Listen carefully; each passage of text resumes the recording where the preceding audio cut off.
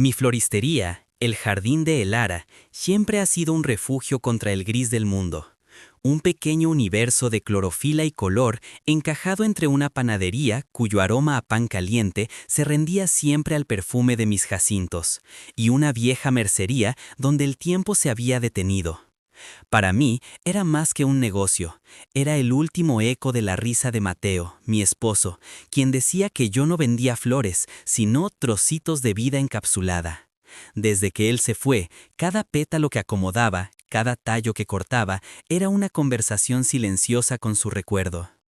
Aquel martes, la lluvia golpeaba el escaparate con una melancolía insistente. El cielo era una lámina de plomo y la calle un río desierto.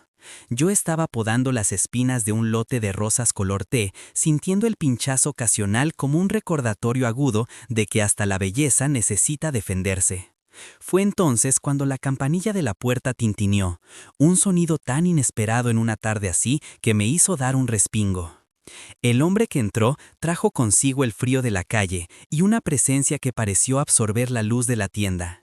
Era alto, corpulento, con el rostro anguloso de quien ha peleado más batallas de las que ha ganado. Llevaba una chaqueta gastada, empapada, y el agua goteaba de su pelo oscuro formando un charco a sus pies. Sus manos, grandes y ásperas, estaban metidas en los bolsillos, pero lo que me heló la sangre fue la mirada. No era malvada, no, era algo peor, era una mirada vacía, como la de una casa abandonada donde ya no queda nada que robar. Se quedó allí, en el umbral, como si temiera contaminar la frágil atmósfera de mi santuario. Sus ojos recorrieron las orquídeas, los lirios, los tulipanes, sin detenerse en nada, como si el color fuera un idioma que ya no comprendía. ¿Sí?, pregunté, mi voz más temblorosa de lo que me hubiera gustado. Mi mano se aferró a las tijeras de podar. Él levantó la barbilla, señalando un pequeño cartel, descolorido por el sol, que llevaba meses olvidado en la esquina del escaparate. Se busca ayudante. Eso, dijo. Su voz era grave, rasposa, como piedra moliendo piedra. ¿Sigue necesitando a alguien? Lo observé con detenimiento. Había un tatuaje de tinta azul y borrosa que asomaba por el cuello de su camisa, una especie de serpiente o dragón enroscado. La gente del barrio me había advertido 1000 veces. «Cuidado, Elara», me decía la señora Carmen, la de la mercería. «El mundo ya no es lo que era. Hay lobos con piel de cordero». Y este hombre, pensé, ni siquiera se molestaba en llevar la piel de cordero. «Es un trabajo duro», dije, a la defensiva. «Cargar sacos de tierra, limpiar, hacer entregas bajo el sol o la lluvia. La paga es modesta». Él no parpadeó. «Necesito trabajar. Haré lo que sea». Había algo en su tono, una desesperación tan pura y desnuda, que desarmó una parte de mi miedo. Le hice la pregunta que se le hace a todo el mundo, la formalidad que te protege. ¿Tiene experiencia? ¿Alguna referencia? Una sonrisa torcida, sin rastro de alegría, se dibujó en sus labios. Duró apenas un segundo. Mi experiencia más reciente es de 5 años en la penitenciaría estatal. Mi referencia es un oficial de la condicional que le dirá que hasta ahora no he vuelto a delinquir.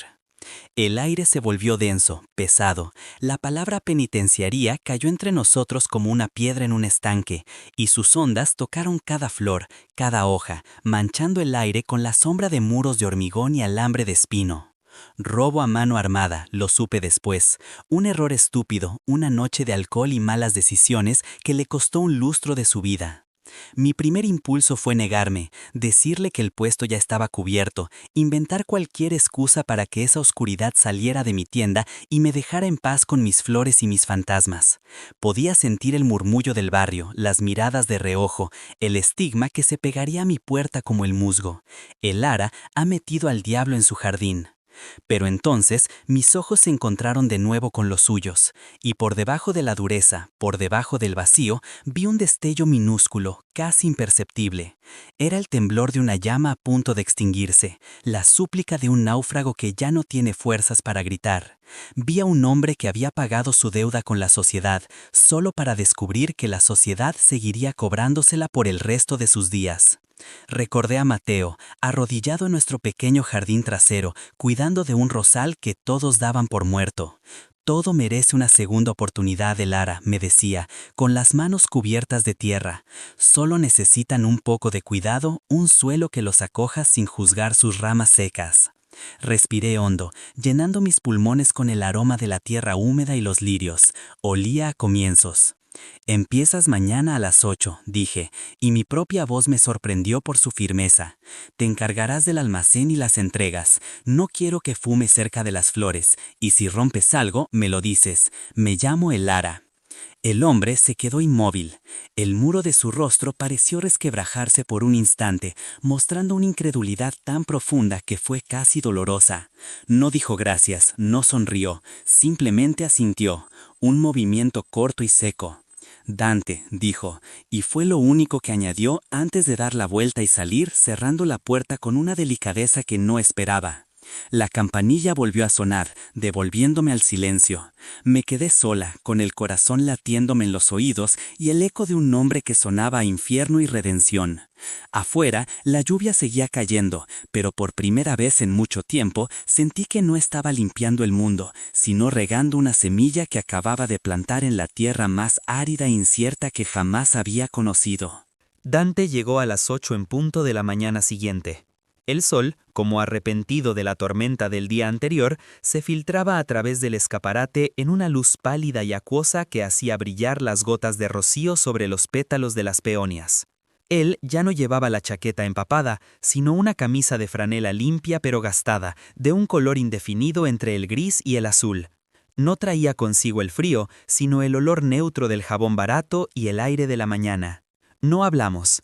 El silencio se convirtió en nuestro tercer empleado, uno diligente y constante que ocupaba todo el espacio que nuestras palabras dejaban libre.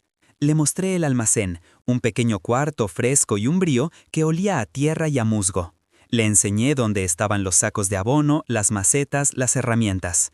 Asentía a cada instrucción, con la mirada fija y concentrada, absorbiendo la información sin necesidad de repetirla. Los primeros días fueron una danza extraña y contenida. Yo me movía entre los cubos de agua y los arreglos florales, y él barría, cargaba, desembalaba las cajas de flores frescas que llegaban del mercado antes del amanecer. Se movía con una economía de gestos que bordeaba la gracia, una cualidad inesperada en un hombre de su tamaño. Sus manos, que yo había imaginado toscas y destructoras, trataban los frágiles tallos de las fresias y los delicados cálices de las campanillas con una reverencia que me dejaba sin aliento. Las mismas manos que, según supe, una vez empuñaron un arma, ahora ataban con destreza un lazo de rafia alrededor de un ramo de girasoles. La señora Carmen no tardó en aparecer. Vino con el pretexto de comprar un ovillo de hilo lavanda, aunque yo sabía que su verdadera intención era inspeccionar al nuevo fichaje. Sus ojillos, afilados como sus agujas de tejer, siguieron a Dante mientras él descargaba una pila de macetas de terracota en el patio trasero. ¿Estás segura, hija?, susurró acercándose a mi mostrador. Su voz era un nido de arañas. La gente habla, dicen que salió de la cárcel. Hay miradas que son nidos de serpientes, Elara, y ese hombre tiene la mirada de quien ha visto el fondo del pozo. Apreté el tallo de una rosa con más fuerza de la necesaria. Una espina se me clavó en el pulgar. El pinchazo me devolvió la claridad. Las serpientes también mudan, Carmen, repliqué con una calma que me sorprendió a mí misma. Y el fondo del pozo es un buen lugar para empezar a subir. Mateo siempre decía que la tierra más fértil es la que ha sido removida. Ella resopló, no del todo convencida, y se fue con su hilo y su sentencia. Me quedé sola, sintiendo el peso del juicio del barrio sobre mis hombros. Por un momento la duda me carcomió. ¿Qué había hecho? ¿Había confundido la compasión con la imprudencia? Fue al final de la primera semana cuando ocurrió algo. Yo estaba luchando con un arreglo complejo para una boda, frustrada porque las orquídeas no se sostenían como yo quería. Dante, que había terminado su trabajo, permanecía en silencio cerca de la puerta, a punto de irse. Yo suspiré, derrotada, dejando caer las manos. Sin decir una palabra, se acercó. Observó el arreglo por un instante. Luego, con una delicadeza pasmosa, tomó un fino alambre de floristería y con un par de movimientos precisos de sus dedos, creó un soporte casi invisible que ancló la orquídea rebelde en su lugar. La flor, blanca y majestuosa, quedó erguida, perfecta. Levanté la vista hacia él. Su rostro seguía siendo una máscara inexpresiva, pero sus ojos, por primera vez, no estaban vacíos. reflejaban las orquídeas. Mi madre cultivaba orquídeas, dijo, y su voz rasposa sonó casi suave. Decía que eran tercas, que solo necesitaban que alguien entendiera su equilibrio. Asentí, incapaz de formular una respuesta. Él se apartó, cogió su chaqueta y salió de la tienda. La campanilla tintineó en el aire denso y perfumado. Me quedé mirando la orquídea perfectamente sostenida, y por primera vez desde que Dante había cruzado mi puerta, el miedo retrocedió, dejando espacio a una tímida y frágil curiosidad. El silencio ya no era un vacío, sino un espacio en calma donde algo, tímidamente, comenzaba a crecer. Aquel gesto con la orquídea fue como una grieta en un muro de piedra.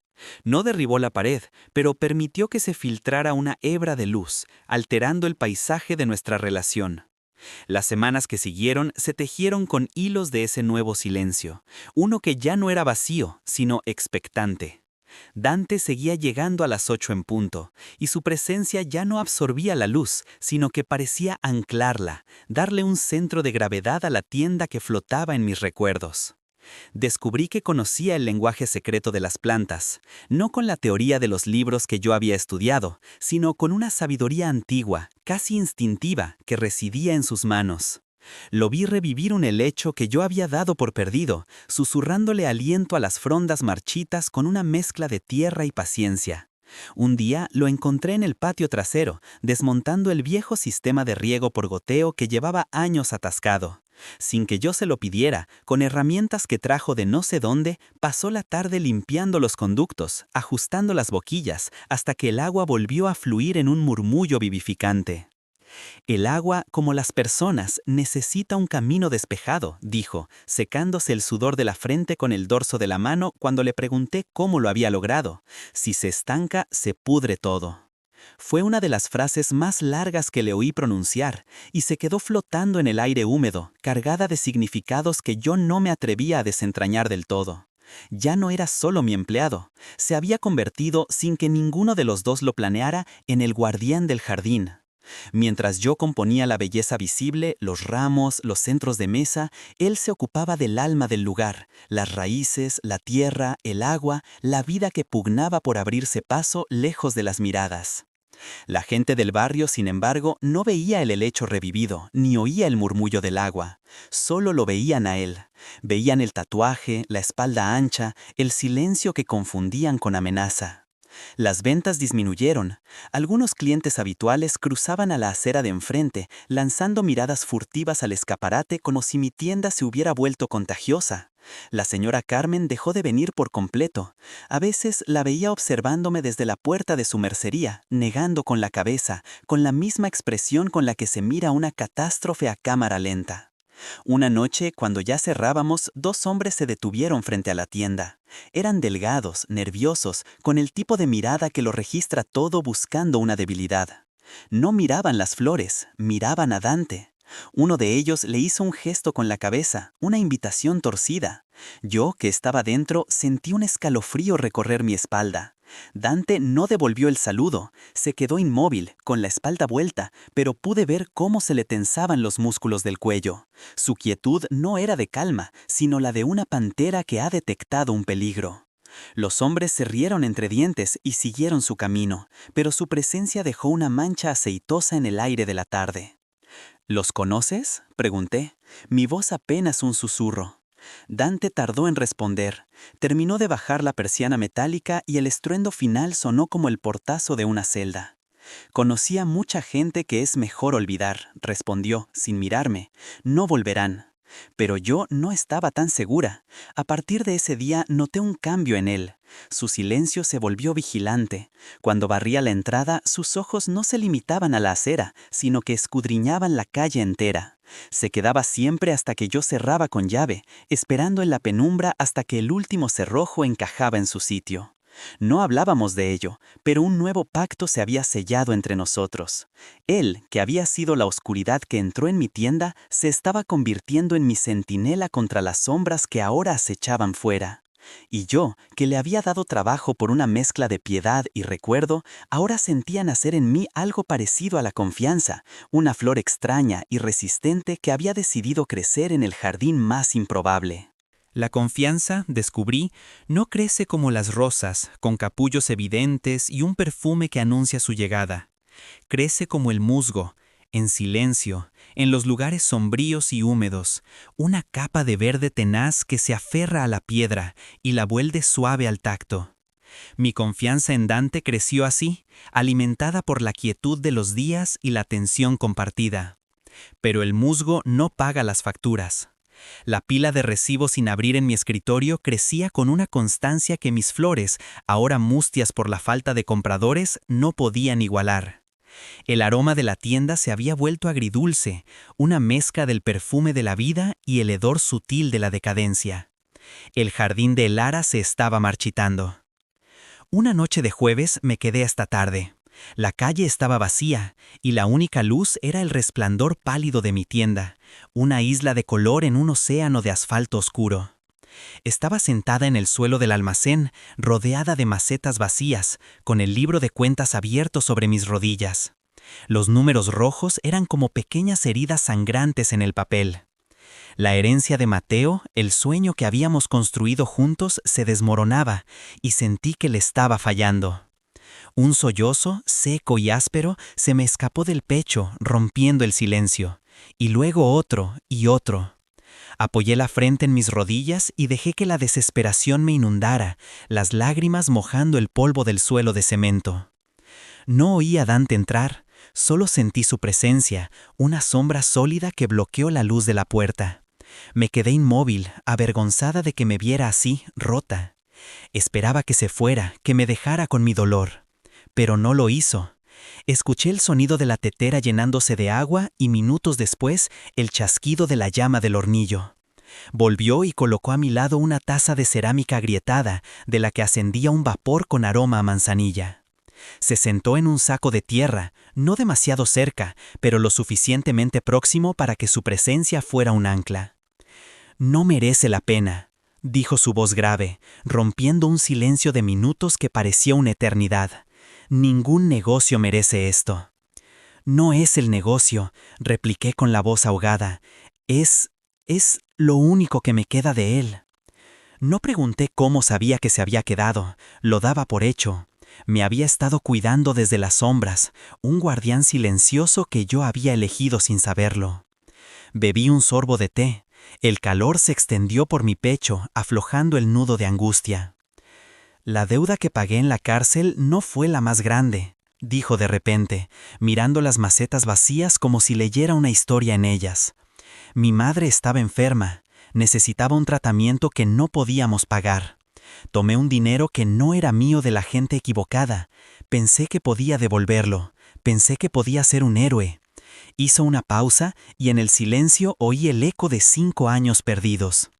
No la pude salvar, y cuando salí, su jardín se había secado. Todas sus orquídeas estaban muertas. Levanté la vista, la máscara de su rostro se había resquebrajado por completo, y lo que vi debajo no era vacío, sino un paisaje devastado por el dolor y el arrepentimiento. Vi al hombre que había sido antes del tatuaje y la cárcel. Vi al hijo que amaba las orquídeas de su madre. «Este lugar», continuó, y su voz se quebró por un instante, «es el único jardín que no se ha muerto cuando yo he estado cerca». En ese momento, en el suelo frío de mi almacén, rodeados por el fantasma de las flores y el peso de nuestros pasados, dejamos de ser la florista y el exconvicto. Éramos solo 2 personas intentando mantener vivo un jardín. Éramos nosotros. La tregua duró hasta la madrugada del sábado. Me despertaron los cristales rotos. Corrí escaleras abajo y lo vi. El gran escaparate de El Jardín de Lara, mi ventana al mundo, estaba hecho añicos. Sobre los pétalos esparcidos de las azucenas y los tulipanes, alguien había pintado con aerosol una única y obscena palabra: soplón. Llamé a la policía, pero sabía quiénes habían sido. Era un mensaje para Dante, un castigo, y lo habían entregado en mi puerta. Cuando Dante llegó, 1 hora después, y vio la devastación, el mundo pareció detenerse. Su rostro se convirtió en una tormenta contenida, sus puños se cerraron con tanta fuerza que los nudillos se le pusieron blancos. Por primera vez vi en sus ojos la violencia que su expediente sugería, pero no estaba dirigida a mí. Estaba dirigida hacia afuera, una furia protectora que me rodeó como un escudo. «Esto se acaba hoy», dijo, y su voz era el estruendo de una roca al partirse. «No dejaré que te arrastren a mi infierno, no dejaré que sequen este jardín». Intenté detenerlo, le supliqué que no saliera, que llamaríamos a la policía de nuevo, que no podía enfrentarse a ellos solo. Pero él se quitó el delantal de trabajo, manchado de tierra y clorofila, y lo dobló con una precisión metódica sobre el mostrador. Era un ritual de despedida. Estaba dejando atrás al jardinero para convertirse, por última vez, en el hombre que había sobrevivido a la penitenciaría. «Cierra la puerta con llave, Elara», dijo, y su voz no admitía réplica. «Esto no es tu guerra». Pero se equivocaba. En el momento en que rompieron mi escaparate, en el instante en que sus sombras mancharon mis flores, se había convertido en mi guerra. Aún así, obedecí, y el chasquido del cerrojo sonó como el golpe de un martillo en un ataúd. Me quedé de pie, en medio del desastre, temblando, escuchando. El silencio que siguió fue peor que cualquier grito. Era un silencio expectante, el aliento contenido del mundo antes del impacto. No pude soportarlo. Mi jardín, mi santuario, no era una fortaleza para esconderme, sino un lugar desde el que mirar al mundo.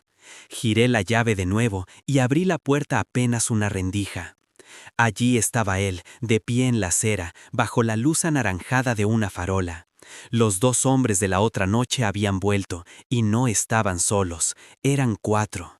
Lo rodeaban como lobos a un ciervo herido, con sonrisas torcidas y esa energía nerviosa que precede a la violencia. «Creíamos que te habíamos perdido, Dante», dijo uno de ellos, el que parecía el líder, «pero a los soplones siempre se les encuentra, huelen a miedo». Dante no se movió. Su quietud era aterradora, la de una montaña que sabe que ninguna tormenta puede derribarla. «El problema que tengáis es conmigo», dijo Dante, y su voz resonó en la calle vacía. «Dejadla a ella y a su tienda en paz. No volveréis a acercaros aquí».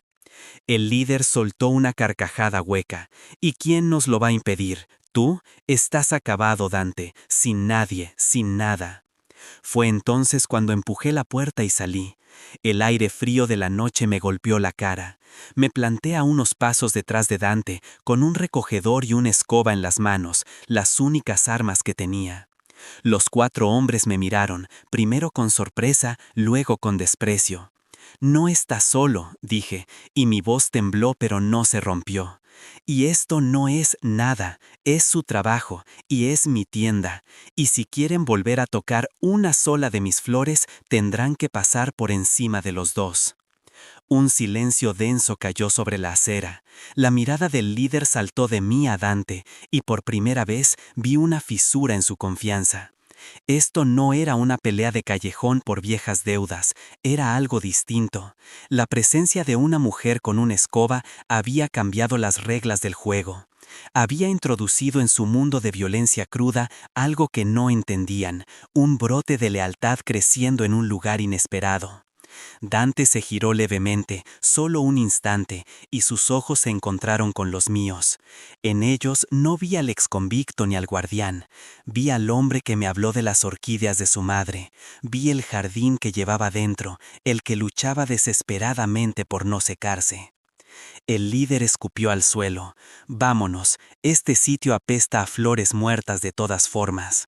Se dieron la vuelta y se disolvieron en la oscuridad de la que habían salido, dejando tras de sí solo el eco de su amenaza y la palabra obscena pintada sobre mis flores rotas.